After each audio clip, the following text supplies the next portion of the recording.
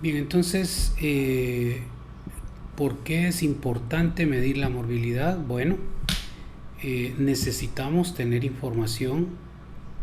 La información es el producto del análisis, de la recabación, el análisis que se hace de datos de diferentes fuentes y que al combinarlas y al profundizar directamente en ellas podemos tener precisamente eso, información de la situación que estamos midiendo.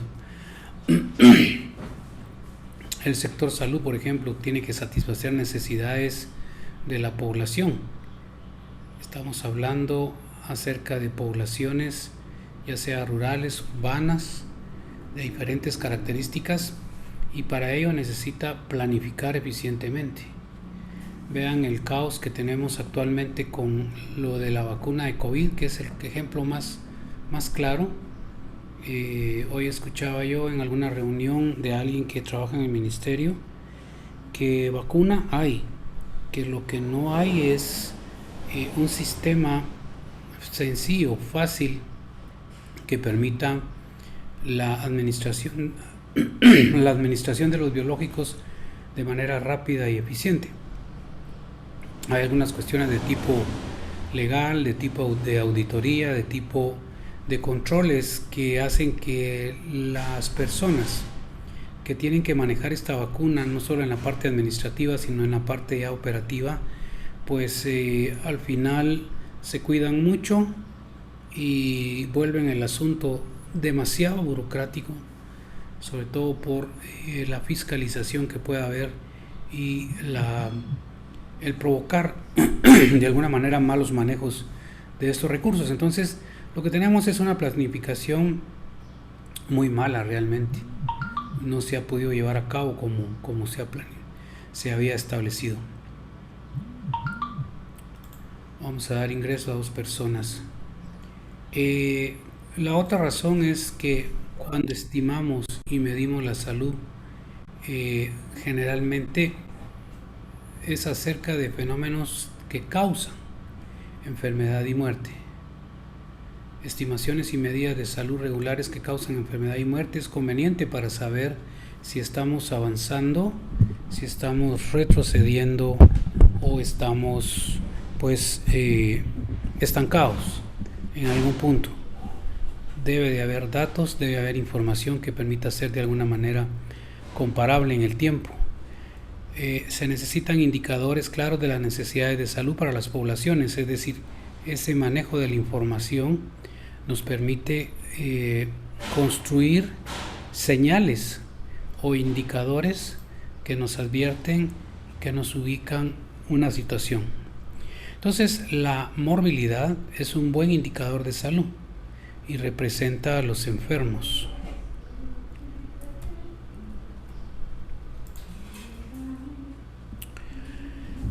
¿Cómo podemos analizar la morbilidad con un enfoque en tres, digamos, variables importantísimas? Tiempo, lugar y persona. Estas son las variables clásicas de la epidemiología. Ustedes en algún momento cuando lleven el curso de epidemiología, que será el otro semestre, van a ver cómo se hace énfasis en estas tres variables clásicas de la epidemiología: tiempo, lugar y persona. Este análisis permite identificar grupos que sean más vulnerables en una población. Permite la priorización de las intervenciones, es decir, elegir realmente qué es lo que debe de tener una prioridad A o una prioridad B o una prioridad C, y nos ayuda a mejorar el pronóstico futuro de la salud. ¿A qué le vamos a llamar entonces fuentes de datos?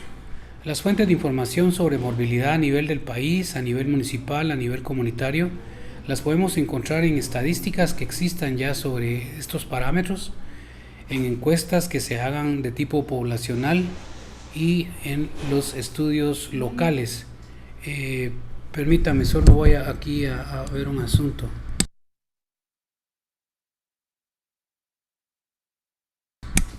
Bien, entonces las estadísticas, las encuestas y los estudios locales se convierten en fuentes muy importantes de datos. Ahora, quiero que reflexionen en esta imagen que tenemos acá y podamos ver de alguna manera varios momentos. Primero, cómo se ha medido el estado de salud a lo largo del tiempo. Es decir, hay un proceso de salud y enfermedad. Y esta palabra proceso significa algunos elementos que quiero recalcar ahorita. Vamos a ver acá. Voy a dejar de presentar en este momento. Voy a ir acá. Vamos a ver, Harold Cortés está por ahí. Diga, doctor. Ok, perfecto. Prende tu video. Gracias, Harold. La palabra proceso, ¿qué te sugiere? Es decir, ¿qué es un proceso?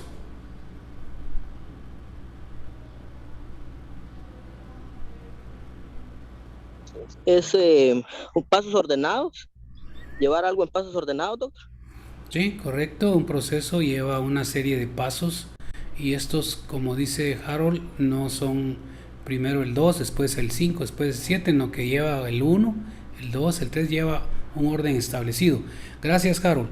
Entonces, regresando a la presentación, hablábamos de que la salud y la enfermedad tienen un proceso. Yo no me enfermo de la noche a la mañana, al menos que sea un accidente, al menos que sea una intoxicación aguda. Realmente no me enfermo en cuestión de minutos, sino que tiene que haber un proceso que permita que yo realmente llegue a perder mi estado de salud, o al contrario, tiene que haber un proceso para poderlo recuperar. Es decir, el paciente que llega con el médico y le cuenta su historia de salud o de enfermedad, más que todo enfermedad, y quiere una pastilla, quiere una inyección para curarse. Sin embargo, parte de la tarea del médico es explicarle por qué se enfermó y cómo evitar enfermarse. Entonces, en este sentido, todo lleva un proceso. Voy a regresar aquí a la presentación. Déjeme ver dónde estábamos. Aquí, compartir pantalla. Estábamos acá entonces. Entonces, la enfermedad tiene un proceso. Hay una etapa en ese proceso de la enfermedad que se llama subclínica. Subclínico, casi todo lo que está con el prefijo latino sub nos está diciendo que está debajo. Bueno, aquí en Jutiapa tienen esa expresión, ¿verdad ustedes? Coincidentemente salió ahorita. Yo no he logrado al final establecer qué significa la palabra, supongo muchas cosas, pero existe esa expresión muy jutiapaneca. Pero acá, en el buen sentido de la palabra, subclínico es algo que está debajo de qué, de lo clínico, y lo clínico está siempre relacionado con los síntomas y los signos que el paciente tiene. Pero esto significa que en ese proceso hay momentos que ustedes lo van a estudiar precisamente en su curso de epidemiología, que se llama la historia natural de la enfermedad. En esa historia natural de la enfermedad hay un periodo subclínico, hay un periodo prepatogénico y un periodo patogénico. El periodo patogénico tiene un periodo subclínico, que es cuando ya estamos enfermos, pero todavía no hay síntomas ni signos, es decir, no ha llegado todavía a la clínica. Entonces, tenemos por un lado la enfermedad o morbilidad y por otro lado tenemos la mortalidad. Sin embargo, ojo, este sujeto que está acá en su horizonte está viendo la morbilidad que está acá sobre la superficie, y también ve la mortalidad, que es la consecuencia nefasta de una enfermedad que termina en muerte. Y muchas de las estadísticas están basadas en los enfermos y los muertos. Pero abajo de esa estadística existe como un iceberg, existen muchos casos que no salen a flote, que no los capta el sistema o que muchas veces no son registrados como muertes, porque pueden ir a morir a otro país, pueden morir desconocidamente, no son registrados en el RENAP, etcétera. Entonces, tiene alguna limitación en el proceso salud y enfermedad conocer efectivamente el, la magnitud, el impacto que de alguna manera tiene la enfermedad y la muerte. Casi nuestras estadísticas están basadas en este pedazo que tenemos acá, en esto nada más, que es lo que observa el sujeto directamente. A ver, entonces vamos a ver con otro alumno o otra alumna lo siguiente. Vamos a dejar de compartir, regresamos al listado original. Vamos a ver, Jessifer, ¿cómo está Jessifer? Hola, hola doctor, perdón. Bien, gracias. Prenda su video, Jessifer.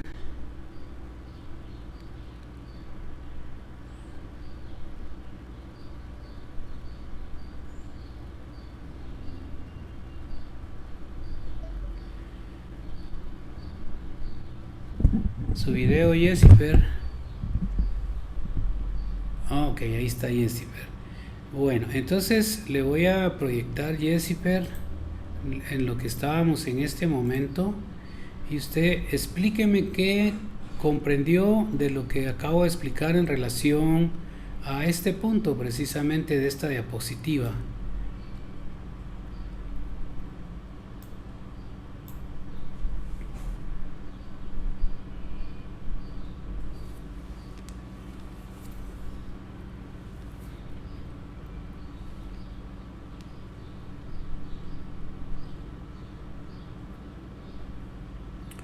Vamos a ver, Jessifer, estamos hablando de medición de la salud y la enfermedad y estamos viendo cómo la estadística y la información es fundamental para conocer en qué momento estamos, hacia dónde vamos, poder comparar si avanzamos o retrocedemos o si estamos estancados, pero esa información y esa estadística tiene algunas limitaciones precisamente por este proceso de enfermedad, lo subclínico, lo clínico, la morbilidad, la mortalidad y este iceberg que podemos observar acá.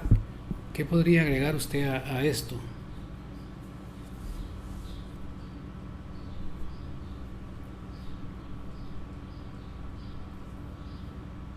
Me quedo corto, doc. Se queda corta. Bueno, entonces vamos a ver. ¿Alguien le quiere ayudar espontáneamente o buscamos al ayudador? Vamos a ver. Un joven al rescate. Vamos a ver vamos a ver aquí pocos jóvenes tenemos en esta clase.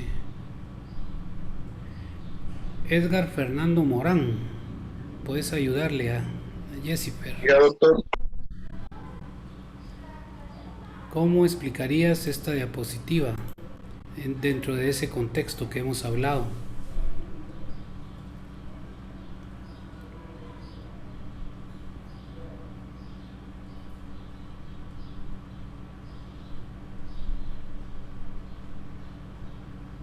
Yo lo que entendí que la estadística es de mucha importancia porque si hablamos de morbilidad, este nos va a dar los datos de las personas que tenemos enfermas.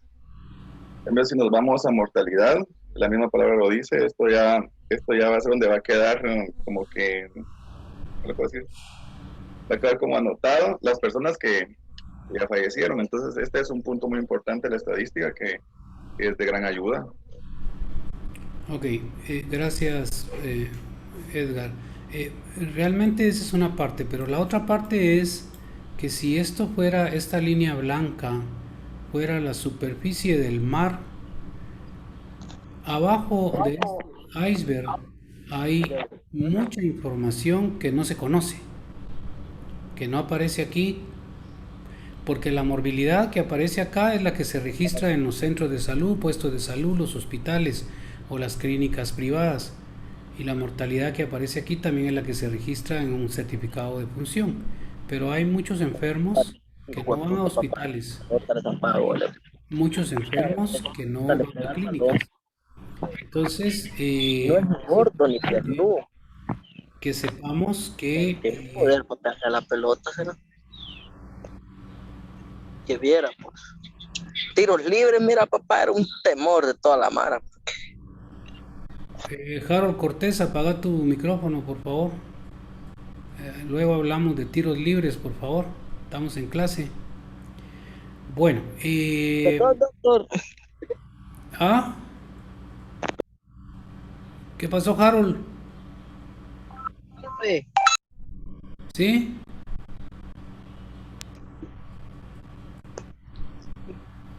¿Qué pasó, Harold? Disculpe, doctor. Sí, por favor, con cuidado ahí, mucha, porque nos parten nos paran la inspiración de la clase. Bueno, entonces, la diapositiva, lo que, Doctor, ¿sí? entonces acá los que aparecen debajo de esa línea blanca quieren decir que son las personas o los pacientes que no visiten ningún centro asistencial, ¿no? Que son atendidos en alguna comunidad o porque no tienen acceso a llegar a algún centro donde los puedan atender. Así es, correcto. O hasta se curan solos, ¿verdad? Aguantan la enfermedad y se cura solito el cuerpo humano. Entonces, vamos a ver unos ejemplos de esto para que nos quede un poquito más claro. Miren esta gráfica, pónganle atención y de repente ya no avanzamos más, solo con esta gráfica que lleguemos, pero que comprendamos esa dimensión. Yo voy a dormir tranquilo hoy en la noche. Aquí lo que tenemos es diabéticos que fueron diagnosticados, que están en tratamiento y en control en México, en Japón, en Inglaterra y Estados Unidos. Cada barra significa un país: México, Japón, Inglaterra y Estados Unidos. Y cada color de la franja significa, por ejemplo, estos que están acá son los diagnosticados. Aquí en esta diapositiva no se ve el color. Vamos a ver si la logro arreglar. Aquí, desde aquí no puedo. Pero este color azul son los diagnosticados. ¿Qué significa? Que del 100% de diabéticos en México, solo el 14.5% ya tienen el diagnóstico de diabetes. Son los que prácticamente están aquí. Vamos a ver. Que están aquí. Pero hay muchos diabéticos que andan por ahí comiendo tacos, Coca-Colas y Coronas, que son prácticamente estos que están en blanco, en este pedazo en blanco. 43% de los diabéticos, según este estudio que lo hizo Gakidou y sus investigadores, hay un 43% de diabéticos en México que no han tenido diagnóstico. El sistema no los ha captado. Hay un 8% que ya tienen diagnóstico pero no son tratados. Hay un 33% que ya tienen diagnósticos pero no están controlados. Miren, en Japón, que es un país más desarrollado que México, tiene casi la mitad de sus diabéticos no tienen diagnóstico. Ahí andan comiendo pescado, sushi, los japoneses, pero son diabéticos, ni ellos lo saben. 13% si tienen diagnóstico, 14% tienen diagnóstico pero no están en control, 16% no están controlados. Veamos Inglaterra, que es un país más desarrollado. 15% tienen diagnóstico, 33% no están, están tratados pero no controlados, casi 6% no están tratados y un 45%.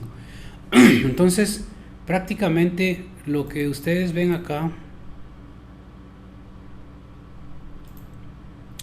todas estas barras que están en blanco, es precisamente esta parte que está acá, que vimos en la diapositiva anterior.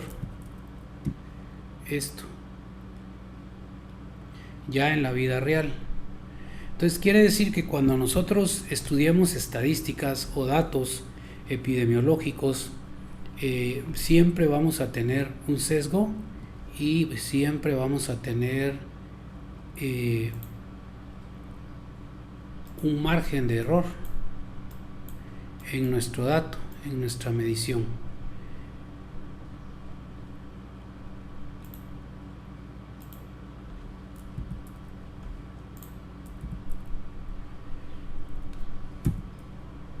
Bien, ¿y qué pasa entonces? Dice acá la pregunta, ¿qué pasa con las enfermedades que tienen una duración muy larga, que son crónicas y que matan muy poco?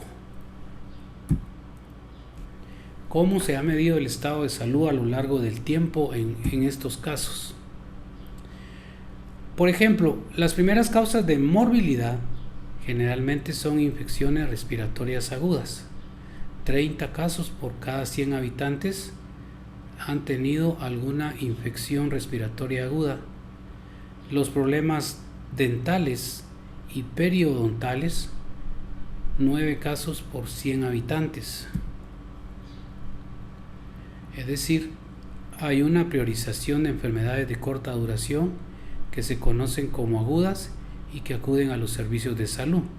Cuando ustedes vayan a los servicios de salud se van a encontrar con que estos problemas son pero muy frecuentes como causa de consulta. Tenemos el otro lado de la moneda, que es la muerte. De las infecciones respiratorias agudas, 116.6 muertes por cada 100.000 habitantes y 44.8 muertes por cada 100.000 en los problemas cardíacos. Nuevamente hay que priorizar enfermedades de alta letalidad y muy frecuentes en un sistema de salud pública.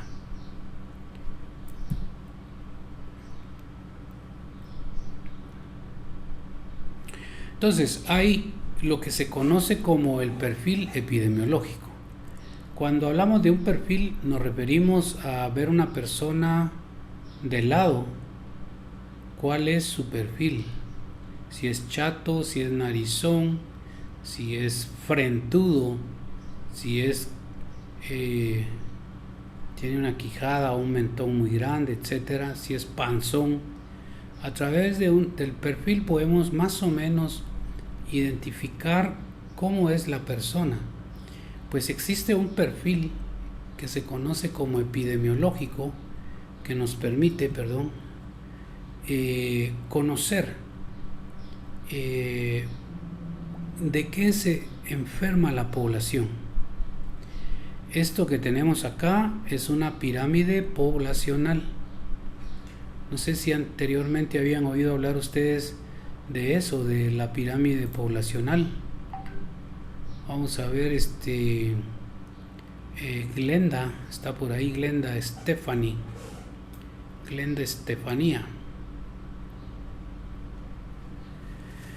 Glendita. Sí, doctor. Te buscan. Vamos a ver, Glenda, prenda su video. Ahí está Glenda. Muy bien, yo sé que lo primero que hizo fue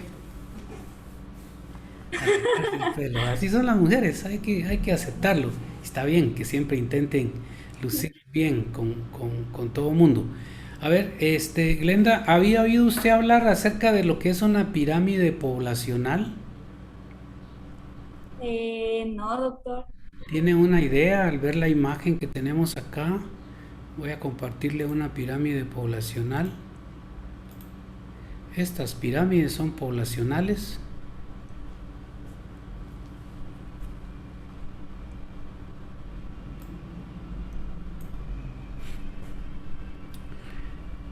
Y a ver, describámosla.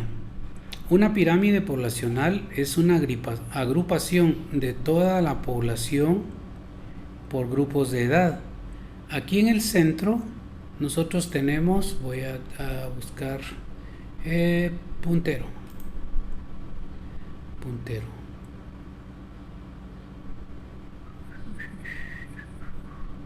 Vamos a probar este. Bueno, entonces acá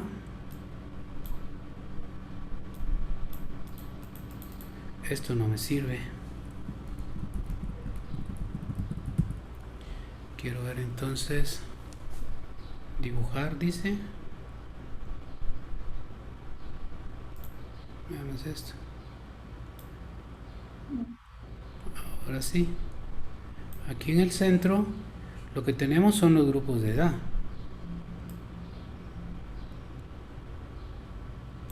Si se dan cuenta, aquí hay de 0 a 4 años, de 5 a 9 años, de 10 a 14 años.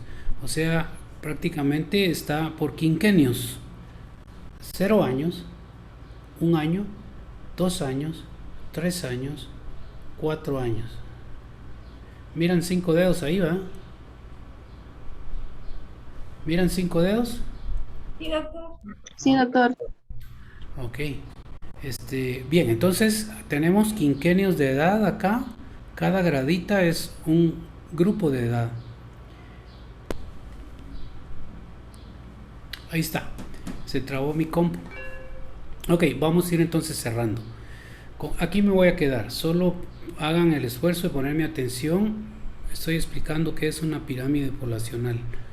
Es un instrumento que nos permite conocer la estructura etaria de la población y que nos permite, en base a esta estructura etaria, conocer las probables enfermedades que van a afectar a esta población. Entonces, aquí tenemos, por ejemplo, voy a poner acá de manera figurada, déjenme ver texto.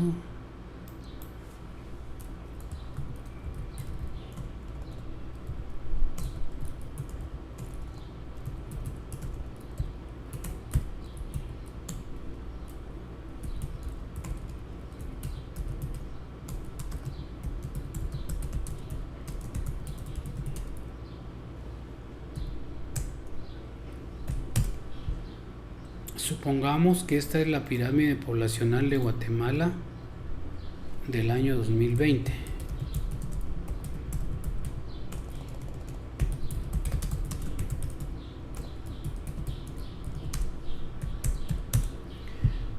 Y que esta de aquí es la del año 2050. De hecho, esto se puede hacer. Se pueden hacer proyecciones de población. Entonces yo puedo predecir en base a la expectativa de vida, perdón, quedó esto habilitado, lo voy a quitar. ¿Cómo va a estar la pirámide poblacional en el 2050? Va a estar gordita, panzona. Y bueno, se me olvidaba decirles, de un lado de la pirámide se colocan las mujeres y del otro lado de la pirámide se colocan los hombres. Aquí tenemos esta primera grada, los hombres de 0 a 4 años, y acá estos números representan, pueden ser el porcentaje o puede ser la población en miles, en 10 miles, en 100 miles, depende de la cantidad de población que haya en el país. La misma historia tenemos del lado derecho, solo que aquí serían mujeres en los mismos grupos de edad y aquí serían los miles. La imagen que da esta pirámide, que es de base ancha y picuda, o sea, de base muy aguda, a diferencia de esta que no es de base tan ancha ni es totalmente picuda. esta pirámide no es así.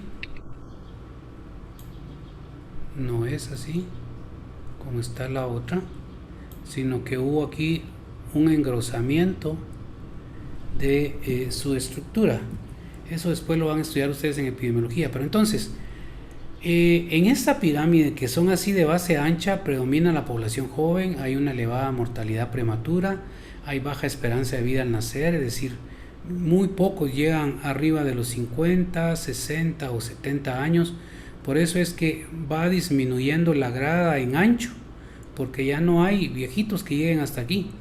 Aquí sí, en estas pirámides sí llegan muchos viejitos y viejitas, y hay mucha población más o menos en edad, digamos, productiva, que sería en estos intervalos de edad que están acá. A diferencia de acá, ¿verdad? Que hay una población muy joven, pero que se va adelgazando la pirámide aquí para arriba.